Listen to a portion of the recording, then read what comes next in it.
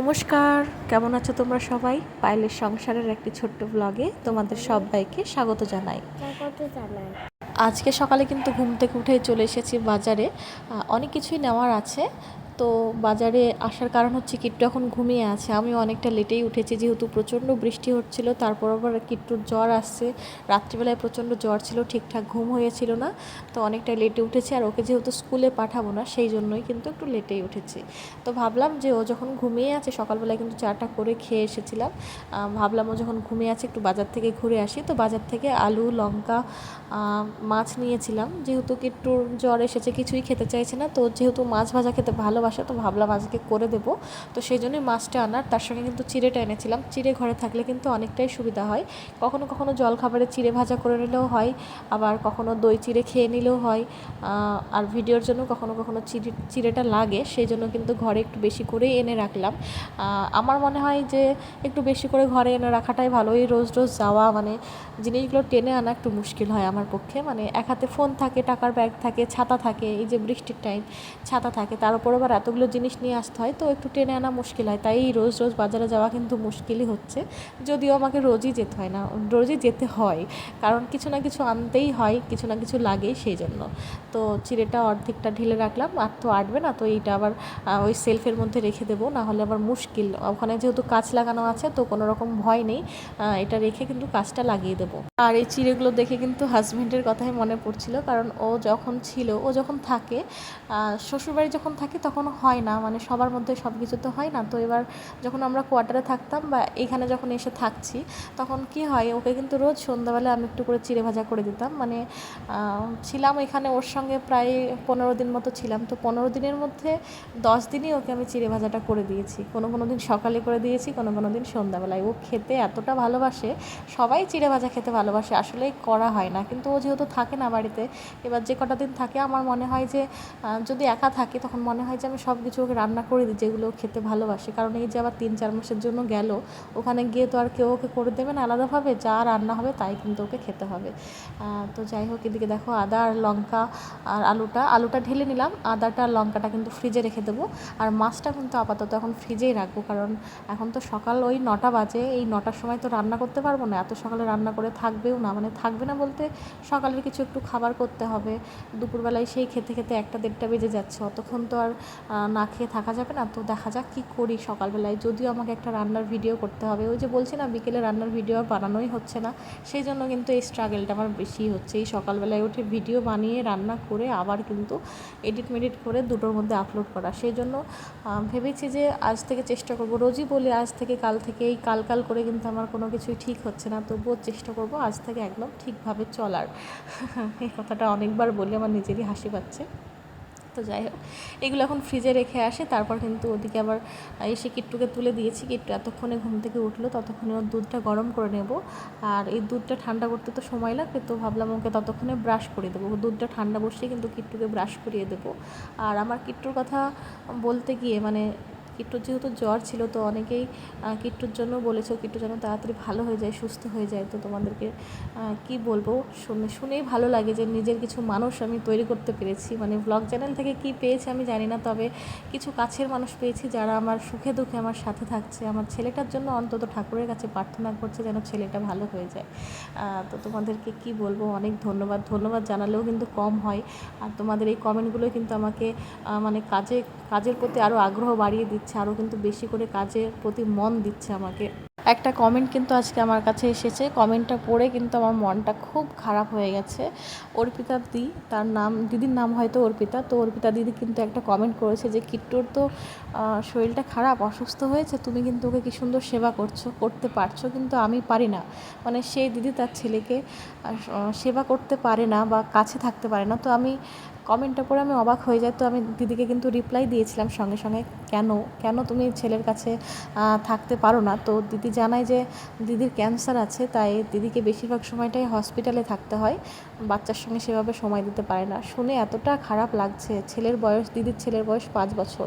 তো শুনে এতটাই খারাপ লাগছে, তখন থেকে আমি শুধু ভগবানের কাছে এটুকুই প্রার্থনা করছি, দিদি যেন খুব তাড়াতাড়ি সুস্থ হয়ে যায়। আর আমরা যেভাবে প্রত্যেকটা মায়েরা চেষ্টা করি বাচ্চার পিছনে সময় দেওয়ার, বাচ্চাকে নিয়ে থাকার দিদিও যেন ঠিক আগের মতো আবার সেই বাচ্চাকে নিয়ে সময় দিতে পারে, থাকতে পারে, আর দিদি যেন খুব তাড়াতাড়ি সুস্থ হয়ে যায়। তোমাদের সবাইকে পাইলের সংসার চ্যানেলের যারা যারা আমার ভিডিও দেখছো, কথাগুলো শুনছো, তাদের সবাইকে আমি এই কথাই বলবো, তোমরা সবাই মনে মনে একবার হলেও দিদির জন্য প্রার্থনা করো, দিদি যেন খুব তাড়াতাড়ি সুস্থ হয়ে যায়। এতগুলো মানুষের প্রার্থনা নিশ্চয়ই উপরওয়ালা শুনবে, আর দিদি খুব তাড়াতাড়ি সুস্থ হয়ে যাবে, এটুকুই আশা করি। তো এই ভাড়া বাড়িতে আসার পর থেকে তোমরা প্রথম থেকে আমার মুখে একটা কথা শুনেই এসেছো যে আমার রান্নাঘরটা একদম ছোট আর আমি সব কিছু গুছিয়ে রাখতে পারছি না। তো আজকেও কিন্তু আবার আমি রান্না বসিয়ে দিয়েছি, মানে ওদেরকে কিন্তু ডাল আর ভাতটা বসিয়ে কিন্তু আমি আবার রান্নাঘরটা গোছাতে শুরু করেছি। আর এখানে কিন্তু অনেকটা পরিমাণ আটা ছিল, তো আমি এর আগেই বলছিলাম একদিন যে আটা যেহেতু রেখে গেছিলাম 1.5 মাস ঘরে আটাটা পড়েছিল, তো একদম পোকা হয়ে গেছিলো, তো সেই আটা কিন্তু আমাদের ফেলে দিতে হবে। তো বাড়ি থেকে মা আসার সময় কিন্তু আবার আটা নিয়ে এসেছে, মার বাবা যেহেতু এসেছিলো, মানে বাবা মা মানে শ্বশুর মশাই আর শাশুড়ি মা যেহেতু এসেছিলো, তো আসার সময় কিন্তু অনেকটা আটা এনেছিল। তো আমি দেখলাম যে আবার সব বক্সের মধ্যে ঢুকিয়ে আগের মতো সাজিয়ে রাখি। চালটা আনা হয়েছিল, চালটাও বক্সের মধ্যে রাখা হয়েছিল না, তাই সব কিছু কিন্তু কোনা কোনা করে এদিক ওদিক করে কিন্তু গুছিয়ে রাখলাম। আর প্রচুর রান্নাঘরে ঢোপ ঢাপ এটা সেটা কিন্তু ছিল। নতুন যে কৌটোগুলো নিয়েছিলাম তাতে যে জিনিসগুলো রাখা হয়েছে সেগুলো সেলফের মধ্যে রেখেছিলাম, এবং রান্নাঘর থেকে কিন্তু প্রচুর জিনিস আমি বের করে কিন্তু সেলফের মধ্যে রেখেছি। আর এইসব কাজ করতে করতে হঠাৎ ভাবলাম যে কিট্টুর জন্য গ্রেপস নিয়ে এসেছিলাম, তো ওকে কয়েকটা খেতে দিই। ওর সকাল থেকে সেই দুধটাই খাওয়া হয়েছে, তারপর আর কিছু খাওয়া হয়নি, সেজন্য দেখলাম যে কাজ করতে গেলে আবার মানে ওর দিকে ধ্যান না দিলে হবে না, তাই ভাবলাম যে অল্প করে দিই। এবার দেখে মনে হচ্ছে যেন টক, মানে একদম এত সবুজ কালার, যখন কিনেছিলাম তখন কিন্তু বুঝতে পারিনি, আর অনেক দিন থেকেই কিন্তু খাবো খাবো করছিল, সেই জন্যই কিন্তু নেওয়া হয়েছে। তো দেখা যাক ও আবার খেতে পারে নাকি।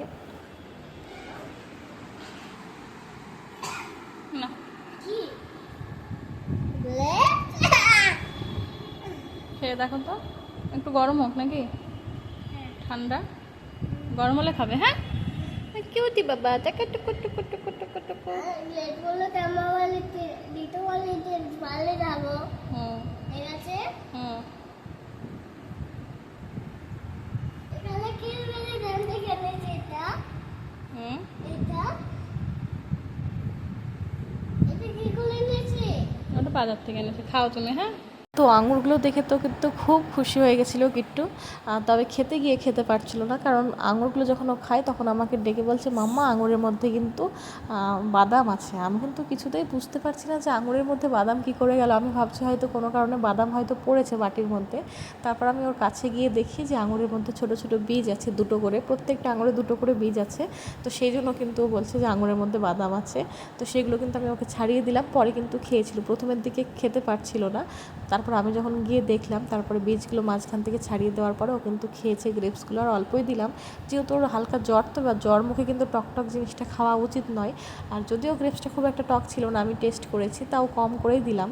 আবার স্কুল টুল যাওয়া, মানে দুদিন তো এদিকে স্কুলটা কামাই হয়ে গেল, আবার স্কুল যাওয়া শুরু করলে কিন্তু টিফিনে দিতে হবে, সেই জন্য কিন্তু রেখেও দিলাম। আর এদিকে কিন্তু মাছটা বসিয়ে দিয়েছি। দেখো রান্নাঘরটা কিন্তু আমি পুরো পরিষ্কার করে নিয়েছি, তোমাদের সঙ্গে দেখাবো পরে। তো রান্নাঘরটা পরিষ্কার করতে করতে কিন্তু প্রায় 1 ঘন্টা লেগে গেছে, মানে এই জিনিস আনবক্স করা, তারপর এদিক ওদিকে গুছিয়ে গুছিয়ে রাখা, তারপর জিনিসগুলো সব মুছে রাখা, এইসব করতে গিয়ে কিন্তু অনেকটাই সময় লেগে গেল। তো তাড়াতাড়ি করে এদিকে রান্নাটা বসিয়ে দিয়েছি, ডাল আর ভাতটা কিন্তু নামিয়ে ফেলেছি, তার সঙ্গে কিন্তু একটা কলার তরকারি করেছিলাম, আর এখন কিন্তু মাছের ঝোলটা করে ফেলবো। আর মাছের ঝোল বলতে বেশি করা হবে না, অল্প একটু করেই করবো, কারণ কিন্তু তো মাছের ঝোলের মাছটা খেতে পারে না, কারণ ঝোলের যে ঝালটা হয় সেটা কিন্তু মাছের মধ্যে ঢুকে যায়, যতই ধুই না কেন একটা ঝাঁঝ ভাব থাকে। তো আমার মনে হয় যে ওই ধুয়ে অত কষ্ট করে খাওয়ানোর থেকে ভাজা রাখাই ভালো। তো ওর জন্য কয়েক পিস মাছ ভাজা রেখে দেবো, তারপর কিন্তু আমাদের অল্প করে মাছটা রান্না করে নেব। আর এখানে কিন্তু মাছটা ভাজার পর দেখছি অনেকটাই তেল, তো দেখলাম যে একটু বাটিতে তুলে রাখি, না হলে আবার উপরে তেল ভেসে থাকে, একদম ভালো লাগে না দেখতে। আর এই দুটো একটা মানুষের রান্না করতে গেলে না তেলটার পরিমাণ একটু বেশিই হয়ে যায়, মানে বুঝতে পারি না যে তেল বেশি হয়ে গেছে, পরে দেখি যে তেলটা বেশি হয়ে গেছে। ভাবো তো 4 পিস মাছের ঝোল করবো, তাহলে কতটুকু কম তেলের দরকার। এই যে ডালটা এখানে করা হয়ে গেছে, একটু ঘন করেই ডালটা করেছিলাম, আর তার সঙ্গে এই যে আলু কলার একটা সর্ষে বাটা বানিয়েছিলাম। জানি না কেমন হয়েছে দেখতে, তো কেমন একটা কালো কালো হয়েছে, কারণ আমি আর বাড়িতে যেসব রান্নাগুলো করছি সেগুলোতে কোনো রকম গুঁড়ো মশলা বা অন্য কিছু ব্যবহার করি না। ওই কাঁচা লঙ্কা আর সর্ষে, কাঁচা লঙ্কা, আদা, এইসবই কিন্তু ব্যবহার করি, লঙ্কার গুঁড়ো টুড়ো একদমই ব্যবহার করি না। আর এদিকে কিন্তু মাছের ঝোলের মধ্যে একটুখানা, যেহেতু এটা কাতলা মাছ, তো অল্প 2-1টা রসুনের কোয়া দিয়েছিলাম, আদা, জিরে, লঙ্কা এই দিয়ে কিন্তু করলাম। আর লঙ্কার গুঁড়ো একদমই দেবো না, অল্প করেই, যেহেতু রান্না হবে। আর রোজ রোজ ভিডিওর জন্য কিন্তু এটা সেটা মশলা টশলাগুলো কিন্তু ইউজ হতেই থাকে। তো সেই জন্য যখন বাড়িতে রান্না করি চেষ্টা করি যে যত গুঁড়ো মশলা ইউজ না করা যায় ততই ভালো।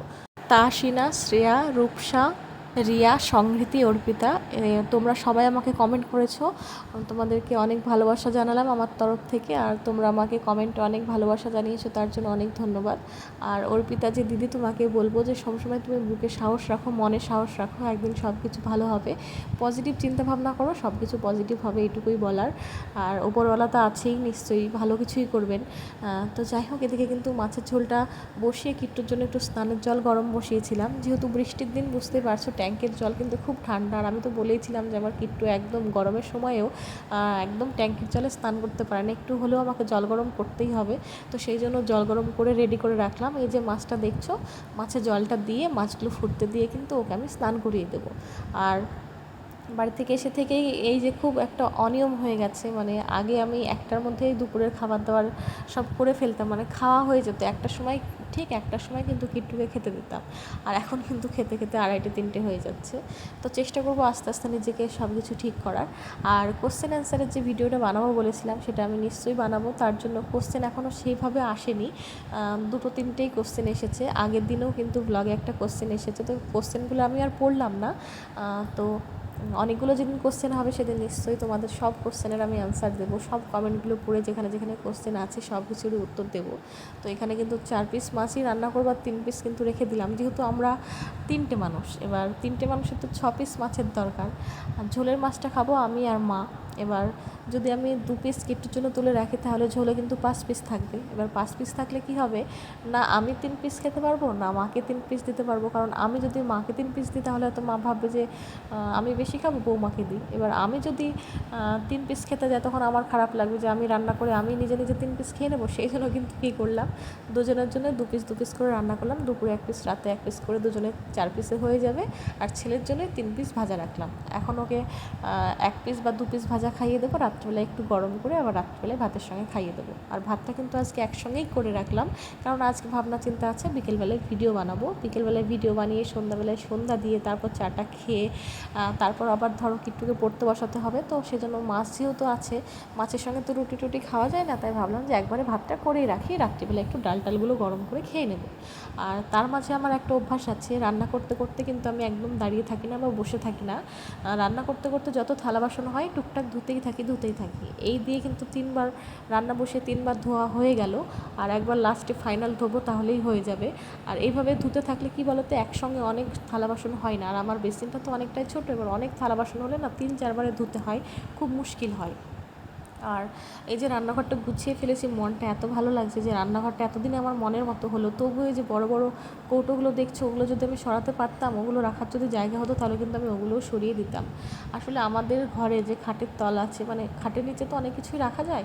এবার আমাদের যে বেডরুমটা, সেই বেডরুমে খাটের নিচে কিছু রাখি না, কারণ কিট্টু কী করে বলো তো, ওই বই খাতা পেন হ্যান ত্যান এগুলো সব ফেলতেই থাকে। তো আমাকে রোজ ওই ঝাড়ু দিয়ে সব কিছু বের করতে হয়। এবার যদি আমি খাটের সামনেই কৌটোগুলো রেখে দিই, তাহলে কিন্তু বের করা মুশকিল হবে। তাই শাশুড়ি মায়ের ঘরে যে বেডরুম, তার খাটের নিচে কিন্তু একটা গদি রাখা আছে। মানে ঘরে যারা আগে ছিল তাদেরই কিন্তু গদি। এবার গদিটা কিন্তু এখন আমরা উপায় করতে পারিনি, যেহেতু অন্যের গদি আমরা ইউজ করব না, তো খাটে কিন্তু আমরা একদমই গদি পাতিনি, সেই গদিটা খাটের নিচে রাখা আছে। তো সেইখানেও কিন্তু কিছুই রাখা যায় না, এই হচ্ছে সমস্যা। সব কিছুই রান্নাঘরেই রাখতে হয়। তবু আজকে কিন্তু অনেক জিনিস আমি সরিয়ে দিয়েছি। আর এদিকে কিন্তু মাছটা নামিয়ে নিলাম, ঝোলটা একদম শুকিয়ে ফেলেছি, যেহেতু ডাল তরকারি তো আছেই, 2বার তো খাওয়া, তা মানে ওতেই হয়ে যাবে 2টো মানুষের খাওয়া। আর এদিকে কিন্তু বাটিগুলো সব ধুয়ে রেখে দিলাম। আর এদিকে দেখো আমার রান্নাঘরটা, আজকে কিন্তু আমি সত্যিই বলছি আমার মনটা একদম ভালো হয়ে গেছে। যেহেতু অনেক জিনিস থাকলে, তোমার ঘরে যদি অনেক জিনিস থাকে, তুমি গোছালেও না সেটা গোছানোর মতো লাগে না দেখতে। আর অল্প জিনিসের মধ্যে সেই জিনিসটা গুছিয়ে রাখবে, সেই জিনিসটা কিন্তু খুব সুন্দর লাগে দেখতে। ঘরে যত কম জিনিস থাকে, সেই ঘর কিন্তু ততই সুন্দর হয়। অনেকে হয়তো ভাবে যে ঘরে এটা নিব সেটা নেব, কিন্তু যতটা ঘর তুমি ফাঁকা রাখতে পারবে, ফাঁকার মধ্যে গুছিয়ে রাখতে পারবে, সেই ঘরে কিন্তু সুন্দর হয়। আর এদিকে দেখো 2টো থালা বাসনের ঝুড়ি, মানে থালা বাসন যেহেতু আস্তে আস্তে বাড়তেই আছে, তো দুটো লাগতোই, সেই জন্য দুটোই ওপরে রাখলাম। এর আগে কিন্তু নিচে রাখছিলাম, আবার নিচে থালা বাসন রাখলে না ওই নামে যে ইউজ করা যায় না, কেমন একটা লাগে। অনেক সময় টিকটিকি ঘোরে বা মাকড়সা ঘোরে, বিশ্বাস নেই, যদিও ওপরে থাকলেও ধুয়ে নিতে হয়, কিন্তু নিচে থাকলে কেমন একটা লাগে, পায়ের কাছে থালা বাসনের ঝুড়িটা থাকে। সেজন্য দেখো অনেক কৌটো কাউটো সব সরিয়ে দিয়েছি, নিচটাও গুছিয়ে নিয়েছি। এই যে নিচটাও মানে যতটুকু গোছানো যায় সেটুকু গুছিয়ে নিয়েছি, আর এই সাইডটা পুরো ফাঁকা করে দিয়েছি, কারণ আমার রান্নাঘরে আমার সব সময় ফাঁকা জায়গার প্রয়োজন হয়। এই ঘিঞ্জিভাবে আমার রান্না করতে মন চায় না, আর রান্না করতে গেলে জিনিসগুলো এলোমেলো হয়ে যায়, সেজন্য অনেকটাই ফাঁকা করে দিয়েছি।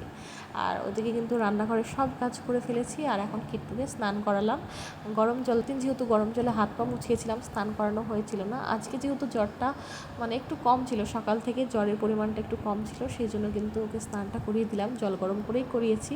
আর ওই যে দেখো গামছা পরিয়েছি, তাই সেই নাচ শুরু করেছে। মানে এই যে জামা কাপড় পরানোর সময়, মানে স্কুলও যখন যায় তখনও কিন্তু সেম এরকমই করতে থাকে। এই 5 মিনিটের কাজ কিন্তু আমাকে 15-20 মিনিট লাগিয়ে দেয়। এতই যে দেখো দুষ্টুমি করেই যাচ্ছে, মানে মনে হচ্ছে লুঙ্গি পরে আছে সেই কাকাদের মতো লুঙ্গি পরে নেচে বেড়াচ্ছে। ওর কিন্তু খুব মজা লাগছে, আর আমিও কিন্তু ওর মানে দৃশ্য দেখে হেসে পাগল হয়ে যাচ্ছে যে ও এমনটা কোনোদিন করে না। যেহেতু সবসময় তো আর ঘরের মধ্যে ক্যামেরা অন থাকে না, ক্যামেরাটা অন বলেই কিন্তু ওকে আমি গামছা টামছাগুলো পরিয়ে রেখেছি, নাহলে তো সেভাবে পরানো হয় না। তো সেই জন্য ও কিন্তু মজা পেয়েছে যে মাম্মা আজকে আমাকে এইভাবে জামা কাপড় পরাচ্ছে, ও কিন্তু ভীষণ খুশি হয়ে আছে। আর আগের দিন যেহেতু আমি বলেছিলাম যে আমার কাছে কোনো রকম ওষুধ ছিল না, যেহেতু রাত্রিবেলা থেকে ছেলের জ্বর এসেছিলো, এবার একা একা নিয়ে যেতেও পারছিলাম না, তো একজন দিদি কিন্তু কমেন্ট করেছিলে তাসিনা নামে, যে কিট্টুর জন্য সবসময় বাড়িতে ওষুধ রাখবে, ঠান্ডা লাগা বা অন্য কিছুর। তুমি কিন্তু ঠিকই বলেছো, আগে কিন্তু এমনটাই করতাম। এখানে এসেই না একটু এলোমেলো হয়ে গেছে, কেমন যেন সব কিছু হয়ে যাচ্ছে। এখন তো একটু বড় হচ্ছে, এখন না ছোট যখন ছিল তখন একটু যদি সর্দি লাগা হতো বা একটু যদি জ্বর আসতো, তখন কিন্তু মনের মধ্যে অনেকটাই ভয় হয়ে যেত, সঙ্গে সঙ্গে ডক্টরের কাছে নিয়ে চলে যেতাম। আর এখন যেহেতু একটু বড় হচ্ছে, একটু সর্দি লাগা বা জ্বর হলে তো ভয় হয়, কিন্তু একটু সর্দি লাগা হলে না ভয়টা একটু কম লাগে, যেহেতু সর্দিটা নিজে নিজেই বের করে ফেলতে পারে, তোমরা তো আগের ভিডিওতে দেখেছো।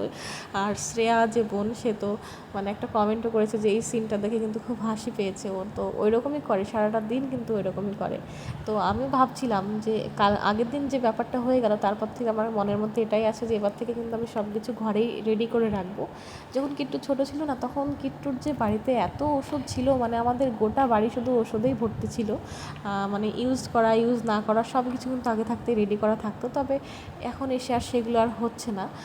তো যাই হোক, এখানে বাবুকে স্নান করে দিয়েছি, রেডি করে দিয়েছি, এখন একটু ক্রিম মাখিয়ে দেবো। আর ওর হাতে যে র্যাশটা হয়েছিল, হাতে একটা আর মাথার দিকে নিচের দিকে একটা হয়েছে, মানে ওর বর্ষার সময় বলো বা খুব গরমে বা জ্বর আসলে আজকাল র্যাশটা বেরোচ্ছে, আমি লক্ষ্য করছি। এর আগের বারও যখন জ্বর এলো তখনও কিন্তু মুখের ভেতরটা লাল হয়ে গেছিলো আর র্যাশ হয়েছিল। তো এবারও দেখছি দুটো বড় বড় র্যাশ বেরিয়েছে, তো সুথল দিয়ে দিচ্ছি। নিম পাতার জলে স্নান করালে সব থেকে ভালো হয়, তবে এখানে আর কোথায় পাবো, বাজারে কিনতে যেতে হবে, খুঁজতে হবে। তো আপাতত সুথল দিয়ে দিলাম, যদি ভালো না হয় তাহলে আবার দিতে হবে। আর দুপুরবেলায় কিন্তু ছেলের আবার জ্বর এসেছিলো, দুপুরবেলায় আবার ওষুধ খাইয়ে ওকে কিন্তু ঘুম পাড়িয়েছিলাম। আর সন্ধ্যাবেলায় এখন আমি একটু মেলায় এসেছি, মেলায় বলতে তো বাড়ির সামনেই, কারণ মা এসেছে, শাশুড়ি মা এসেছে, তো কিছুই এনে দেওয়া হয়নি, 2-3 দিন হয়ে গেল, মানে কারোরই খাওয়া হয়নি। তো ভাবলাম যে আজকে নিয়ে আসি, নাহলে খারাপ দেখায়, সেই জন্য কিন্তু মানে আমারও খাওয়া হবে, ওনারও খাওয়া হবে, কিট্টুরও খাওয়া হবে, সেই জন্যই কিন্তু নিতে এসেছি। আর মেলা তো বুঝতেই পারছো একদম ফাঁকা, কারণ মেলাতে তো কিছুই নেই। 1 মাস যেখানে মেলা, 1 মাসে মানুষ কতদিন আর আসবে। এদিকে রথ হওয়া হয়তো আবার ওইদিকে 20 দিন হয়ে গেল, তো এতদিন টুকটাক লোকজন হতো, এদিকে বর্ষা শুরু হয়ে কিন্তু মেলাতে একদম লোকজন কম আসে।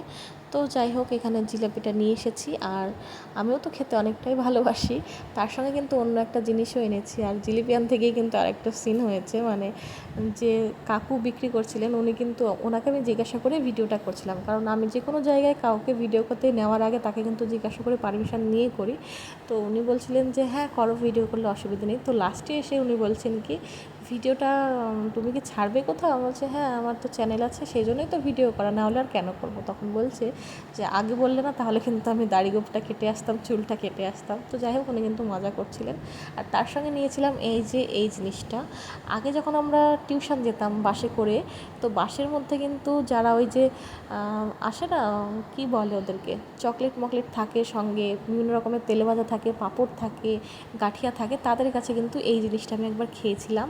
তো এটা কিন্তু নিমকির থেকে একটু অন্যরকম খেতে, খুব সুন্দর খেতে। ওই জিনিসটা আমি 10 টাকার প্যাকেটে খেয়েছিলাম, ছোট্ট প্যাকেট, আর এটা কিন্তু 20 টাকার প্যাকেটটা। তো দেখতে পেয়ে আমি কিন্তু অনেকদিন আগে থেকে ভাবছিলাম নিয়ে আসবো, তো 20 টাকা প্যাকেট যদিও, তো ভাবলাম যে নিয়ে যাই, যদি ভালো লাগে পরে আবার নিয়ে আসবো। আর ওদিকে মাকে আর কিট্টুকে কিন্তু জিলিপিটা দিয়েছি, আর এখন কিন্তু আমি খেতে বসেছি। তো চলো ভিডিওটা এখানে শেষ করছি, তার আগে তোমরা কিট্টুর গল্প শুনে যাও। খাও, এটা ফিনিশ করো। কেন?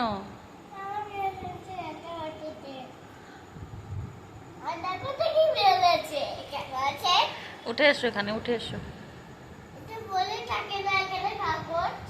তোর জ্বর ভালো হয়েছে? বলো, ভালো হয়ে গেছে? হয়েছে? উঠে এসো, এখানে বেডে উঠে এসো, লেগে যাবে পায়ে। উঠে এসো, এখানে উঠে এসো, লাগবে পায়ে। উঠে আয়। কালকে স্কুলে যাবে? হ্যাঁ, যাবে। কি ব্রেকফাস্ট নিয়ে যাবে সকালে? এগ। এগ ছাড়া কিছু বোঝো না? কি?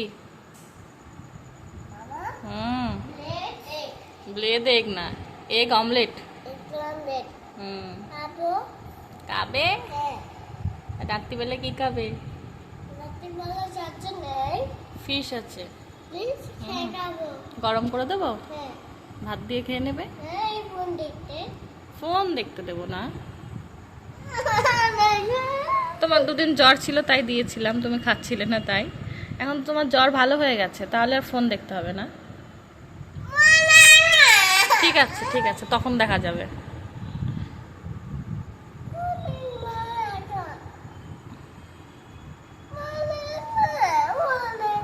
এখন না, এখন না, এখন না, অত তুমি ইয়ে হওনি, এখনই দেখতে হবে, পরে দেখবো আমি ভেবে।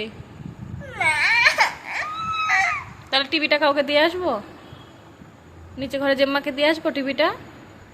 টিভি যখন দেখবি না তাহলে টিভিটা দিয়ে আসবো জেম্মাকে, ভাইয়া দেখবে তাহলে। ঠিক আছে তো? হ্যাঁ, সত্যি দিয়ে দেবো? সত্যি? নে, এটা খেয়ে নে। তুই তো খাসনি সন্ধ্যাবেলায়, নে দুধ নিয়ে আসবো তাহলে। দুধ হরলিক্স খেয়ে কটা বাজছে এখন? 8:03। ঘুম থেকে উঠেছিস 7:30টায়। কি হয়ে গেছে? ঘরটা ফেটে গেছে? তো কি হয়েছে? কিচ্ছু হয় না। আচ্ছা দেখছি। আচ্ছা কোথায় কোথায়? ওটা ফাটেনি, ওটা কালার উঠে গেছে। তুই কান্না করছিস কেন? ঠিক করে দেবো, বস। ঘর ফেটে গেছে, তুই কান্না করছিস কেন? বস, খেলা কর।